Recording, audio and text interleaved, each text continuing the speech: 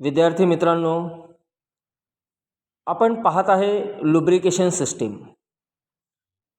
कालच्या व्हिडिओमध्ये आपण लुब्रिकेशन सिस्टीम म्हणजे काय, ती का आवश्यक आहे हे पाहिलं। त्यानंतर लुब्रिकंट म्हणजे काय, लुब्रिकेटर म्हणजे काय, त्यानंतर लुब्रिकंटचे कोणकोणते प्रकार असतात ते पाहिले। त्यानंतर मल्टीग्रेड ऑइल म्हणजे काय ते पाहिलं। त्यानंतर लुब्रिकेशनमुळे कोणते उद्देश साध्य केले जातात हे पाहिलं। आणि शेवटी आपण पाहिलं की इंजिनमधील कोणकोणत्या भागांना लुब्रिकेशनची आवश्यकता असते। आता आज आपण पाहणार आहे लुब्रिकेटिंग ऑइलच्या अंगी असणारे गुणधर्म, म्हणजे लुब्रिकेशनसाठी जे ऑइल वापरले जाते त्या ऑइलच्या अंगी नेमके कोणते गुणधर्म असायला पाहिजे, ते नेमकं कसं असायला पाहिजे।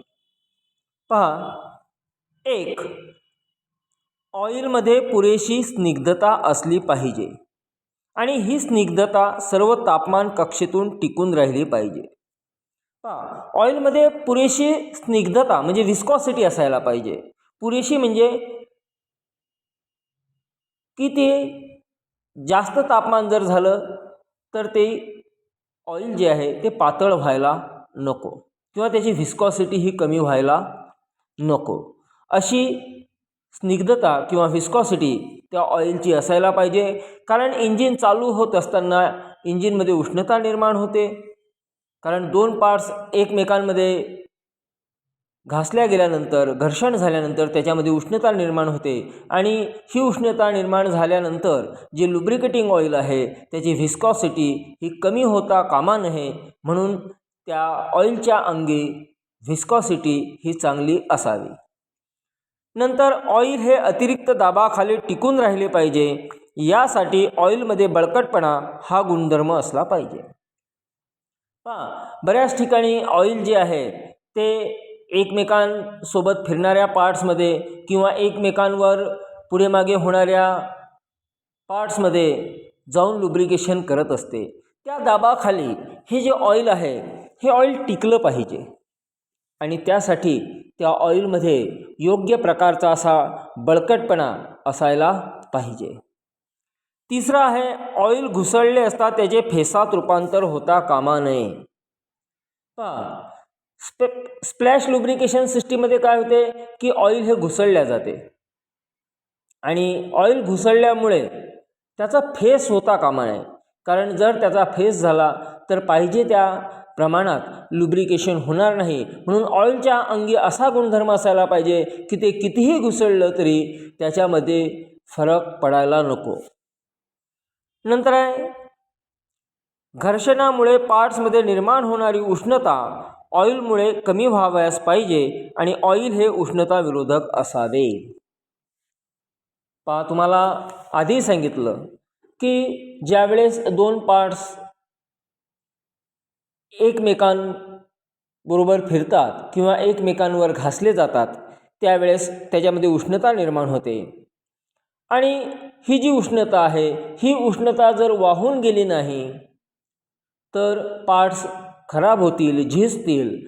आणि लुब्रिकेटिंग ऑइल जे आहे त्याच्या अंगी असा गुणधर्म असायला पाहिजे की ती जी उष्णता आहे ती उष्णता त्या ऑइलने कमी करायला पाहिजे, म्हणजेच ऑइल जे आहे हे उष्णता विरोधक असायला पाहिजे। त्यानंतर ऑइल हे थंडीत गोठता उपयोगाचे नाही। ऑइल जे आहे हे ऑइल थंड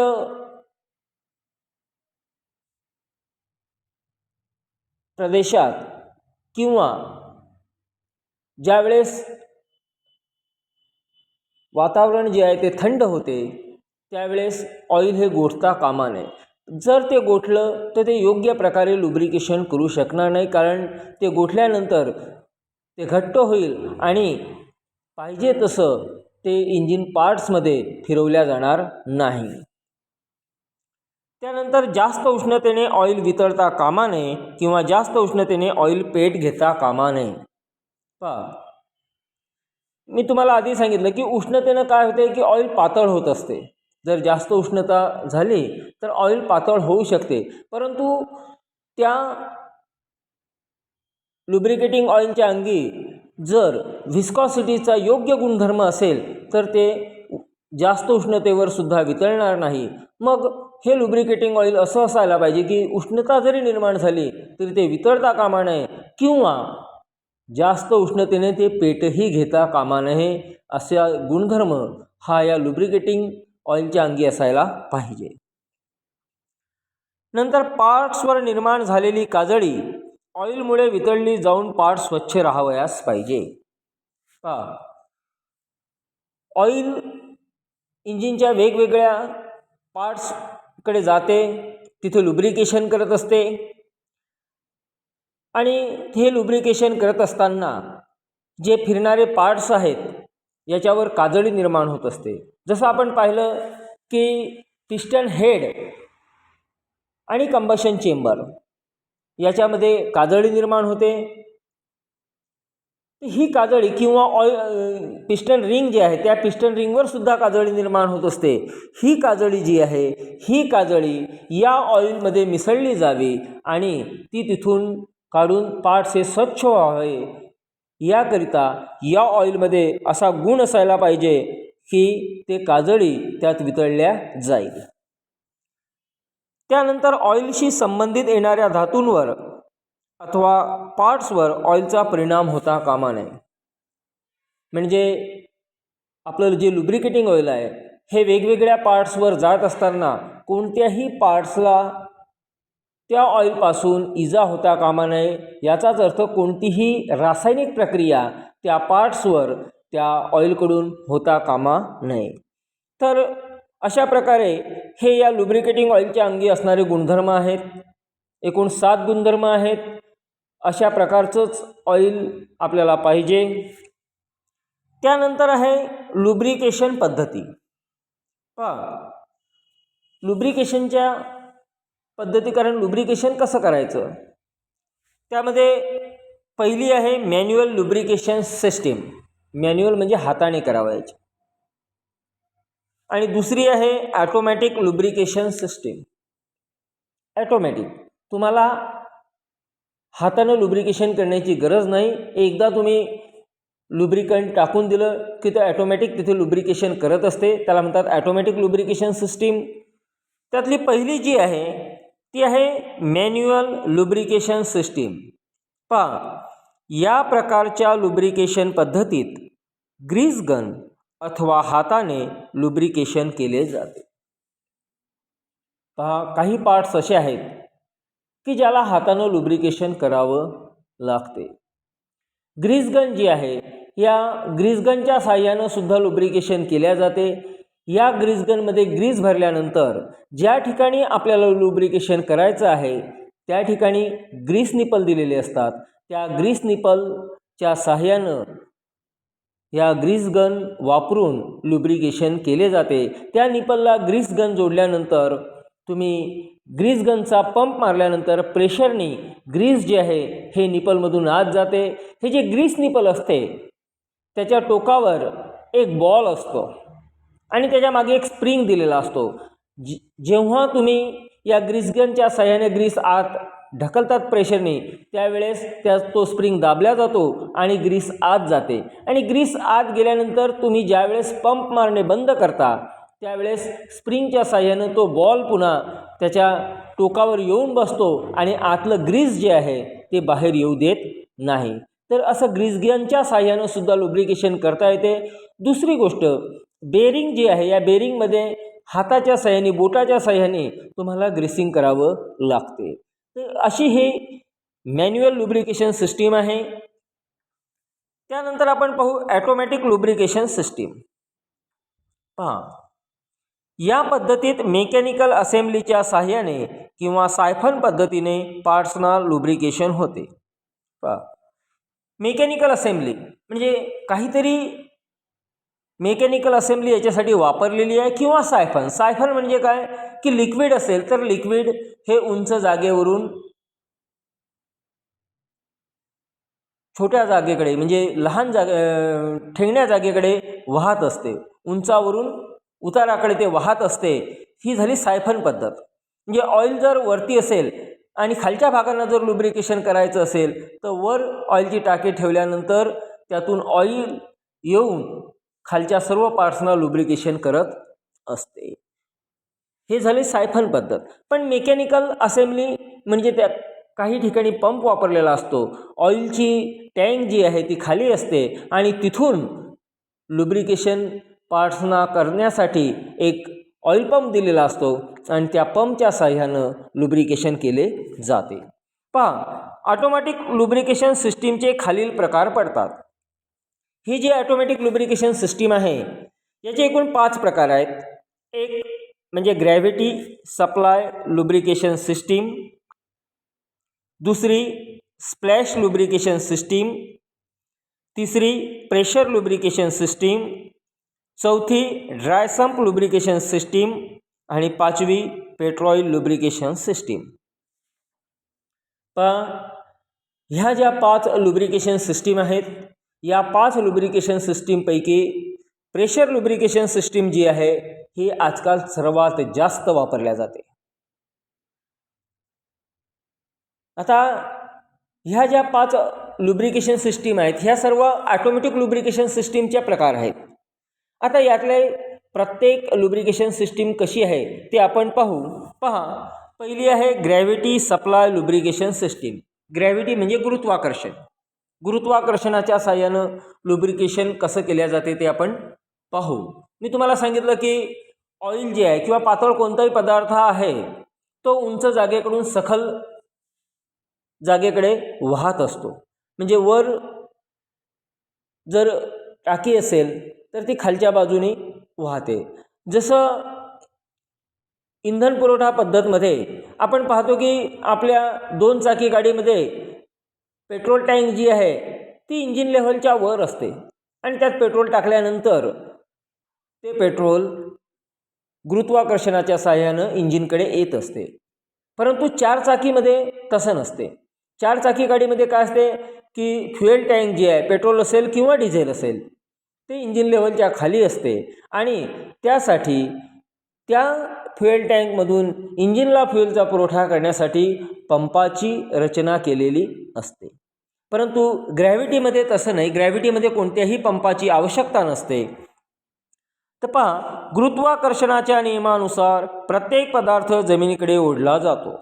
गुरुत्वाकर्षणाचा जो नियम आहे की कोणतीही गोष्ट असो ती जमिनीकडे ओढल्या जाते. तुम्ही एखादी वस्तू वर फेकली तर ती खाली काय येते तर गुरुत्वाकर्षणाच्या साह्यानं.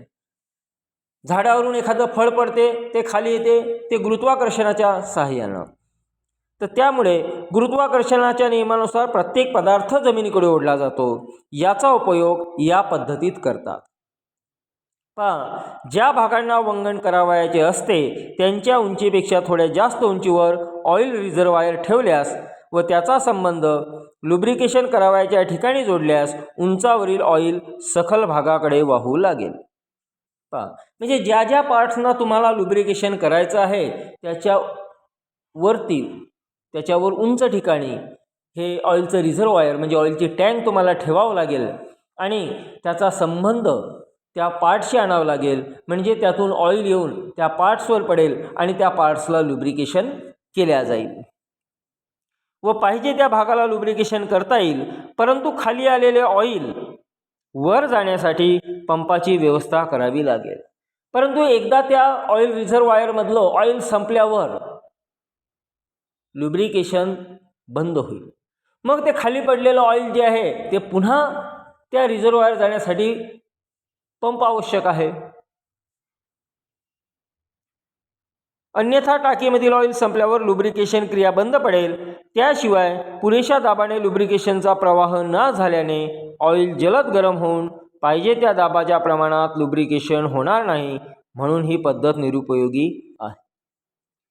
मग असं असल्यामुळे काय होईल की खाली आलेलं ऑइल पुन्हा वर जाण्यासाठी एकतर पंपाची आवश्यकता असेल आणि पंप जर नसेल तर लुब्रिकेशन क्रिया बंद पडेल आणि पाहिजे त्या दाबानं लुब्रिकेशन होणार नाही. कारण ज्या प्रेशरनं आपल्याला लुब्रिकेशन पाहिजे ते या ग्रॅव्हिटी फीड सिस्टीममध्ये आपल्याला मिळणार नाही. म्हणून आजकाल ही पद्धत जी आहे ही पद्धत वापरल्या जात नाही. आता दुसरी आहे स्प्लॅश लुब्रिकेशन सिस्टीम. स्प्लॅश म्हणजे शिंपडणे. पहा, स्प्लॅश या शब्दाचा अर्थ शिंपडणे असा होतो. शिंपडणे. इंजिनचे असे पार्ट्स की ज्या पार्ट्सना ऑइलचे शिंतोडे उडून अथवा ऑइल शिंपडल्यामुळे लुब्रिकेशन होते. म्हणजे ज्या पार्ट्सला शिंतोडे उडून किंवा शिंपडल्यामुळे लुब्रिकेशन होत असते. जसं सिलेंडर वॉल आहे, या सिलेंडर वॉलवर शिंपडल्यामुळे लुब्रिकेशन होत असते. आता आपण पाहू, या पद्धतीच्या लुब्रिकेशनमध्ये connecting rod big end bearing कॅपवर चमच्याच्या आकाराचे डिप्पर किंवा स्कूप असून ते खाली आली असता संपमधील ऑइल त्यामध्ये भरले जाते. पहा, आपल्याला माहीत आहे कनेक्टिंग रॉडचं जे बिग एंड आहे ते क्रँकशाफ्टला जोडलेलं असते आणि ते जे बिग एंड आहे त्याची जी बेरिंगची कॅप आहे, शेल बेरिंग कॅप, त्या कॅपवर चमच्याच्या आकाराचे डिप्पर किंवा असे स्कूप असतात, कपासारखे कप असतात. आणि ते कप काय करतात की ज्यावेळेस क्रँकशाफ्ट फिरत असतो त्यावेळेस क्रँकशाफ्ट फिरताना खाली आल्यानंतर ऑइल संपमधलं ऑइल घेतात. काय घेतात, त्या कपमध्ये ऑइल भरून येते आणि भरून आल्यावर नंतर काय होते पहा, नंतर स्कूप वर उचलले जाऊन त्यातील ऑइलचा शिडकाव सिलेंडर वॉल, क्रँकशाफ्ट इत्यादी पार्टवर होतो व त्या पार्ट्सना लुब्रिकेशन होते. ते ऑइल खाली गेल्यानंतर त्या स्कूपमध्ये म्हणजेच कपामध्ये भरल्या जाते आणि ज्यावेळेस वर येते क्रँकशाफ्ट फिरतो त्यावेळेस ते जोराने काय होते, वर सिलेंडर वॉलवर फेकल्या जाते आणि सिलेंडर वॉलवर फेकल्यानंतर सिलेंडर वॉल, पिस्टन रिंगा किंवा कनेक्टिंग रॉडचं स्मॉल एंड, पिस्टन पिन या सर्व गोष्टींना याच्यातून लुब्रिकेशन होत असते. ही झाली स्प्लॅश लुब्रिकेशन सिस्टीम. त्यानंतर सर्वात महत्त्वाची प्रेशर लुब्रिकेशन सिस्टीम की जी आजकाल सर्व चारचाकी गाड्यांवर वापरात आहे. पंपाच्या साहाय्यानं ही लुब्रिकेशन सिस्टीम वापरल्या जाते. आपण पाहू की प्रेशर लुब्रिकेशन सिस्टीम काय. या प्रकारची लुब्रिकेशन सिस्टीम सध्याच्या बहुतेक गाड्यांवर वापरत आहे. तुम्हाला सांगितलं आहे की आजकालच्या सर्व गाड्यांवर जवळपास ही प्रेशर लुब्रिकेशन सिस्टीम वापरली जाते. या लुब्रिकेशन पद्धतीत इंजिन ब्लॉकच्या खालील बाजूस ऑइल संप दिलेला असून क्रँकेसमध्ये ऑइल पंप फिट केलेला असतो. पहा, इंजिन जे आहे, इंजिनची रचना तुम्हाला माहिती आहे. सिलेंडर ब्लॉक आहे, लेकिन लक्षात, त्याच्यावरती सिलेंडर हेड आहे आणि त्याच्या खाली क्रँकेस आहे आणि या क्रँकेसच्या खाली ऑइल संप दिलेली असते आणि या ऑइल संपमध्ये ऑइल असते. म्हणजे ऑइल संप, त्याच्यावर क्रँकेस, त्या क्रँकेसमध्ये क्रँकशाफ्टची रचना केलेली असते, त्याच्यावरती सिलेंडर ब्लॉक असतो, सिलेंडर ब्लॉकमध्ये सिलेंडरची रचना केलेली असते आणि या सिलेंडरमध्ये पिस्टन असतो. पिस्टन आणि क्रँकशाफ्टचा संबंध हा कनेक्टिंग रॉडच्या साहाय्याने जोडलेला असतो आणि त्याच्यावरती सिलेंडर हेड असते. सिलेंडर हेडमध्ये जर पेट्रोल इंजिन असेल तर स्पार्क प्लग असतो, इनलेट वॉल असतो, एक्झॉस्ट वॉल असतो. अशी रचना इंजिनची केलेली असते. या लुब्रिकेशन पद्धतीत इंजिन ब्लॉकच्या खालील बाजूस ऑइल संप दिलेला असून क्रँकेसमध्ये ऑइल पंप फिट केलेला असतो. ऑइल संप म्हणजे ऑइल ठेवण्याची जागा किंवा ऑइल पॅनसुद्धा त्याला म्हटल्या जाते आणि क्रँकेसमध्ये एक ऑइल पंप फिट केलेला असतो आणि त्या ऑइल पंपाची जी स्ट्रेनर आहे, जाळी जी आहे, ती जाळी त्या संपमध्ये डुबत ठेवलेली असते. पहा, ऑइल पंपास कॅमशाफ्टकडून गती दिली जाते. जो ऑइल पंप आहे तो या कॅमशाफ्टच्या साहाय्याने फिरवला जातो, म्हणजेच कॅमशाफ्टकडून त्या ऑइल पंपाला गती दिली जाते. ऑइल पंपाकडून संपमधील ऑइल खेचले जाते व ते ठराविक प्रेशरने इंजिन पार्ट्सला पुरवले जाते व लुब्रिकेशनचे कार्य केले जाते. म्हणजे या ऑइल पंपाकडून ऑइल संपमधून पेट्रोल खेचलं जाते, कारण तो कॅन्कशाफ्टच्या साह्याने फिरत असतो. तो फिरल्यानंतर काय होते की तो स्ट्रेनरच्या साह्यानं त्या ऑइल संपमधील ऑइल खेचतो आणि पुढे प्रेशरनं इंजिनचे जे पार्ट्स आहेत त्यांना पुरवतो आणि त्या ठिकाणी लुब्रिकेशन केले जाते. आता या ठिकाणी ही आकृती इथे दाखवलेली आहे प्रेशर लुब्रिकेशन सिस्टीमची. आता आपण पाहू की ही लुब्रिकेशन सिस्टीमची जी आकृती आहे ही नेमकी कशी आहे, यात कोणकोणते भाग आहेत. कारण या व्हिडिओमध्ये आता आपण फक्त या आकृतीचं निरीक्षण करणार आहे आणि पुढच्या व्हिडिओमध्ये हे नेमकं कसं कार्य करते ते आपण पाहणार आहे. तर पहा, हे इथे ऑइल पॅन आहे दाखवलेली. हा बाण लक्षात घ्या तुम्ही, हा बाण जो आहे हा इथे लिहिलेला ऑइल पॅन म्हणजेच ऑइल संप. हे इथे ऑइल संप आहे आणि ही इथे चौकोनी जी दाखवलेली आहे ते स्ट्रेनर म्हणजे जाळी आहे. ऑइल ज्यावेळेस लुब्रिकेशन सिस्टीमला वापरले जाते त्यावेळेस त्यात कोणत्याच प्रकारची घाण येऊ नये यासाठी इथे जाळी बसवलेली असते. त्याच्यावरती हा आहे ऑइल पंप. पहा, म्हणजे या ऑइल पंपलाच ही स्ट्रेनर जोडलेली असते. म्हणजे ऑइल पंप ज्यावेळेस ऑइल खेचतो त्यावेळेस ते ऑइल जे आहे ते गाळून आलेलं असते, म्हणजे कोणत्याच प्रकारची घाण त्याच्यामध्ये येत नाही. आणि ऑइल पंपानंतर वरती आहे ऑइल फिल्टर.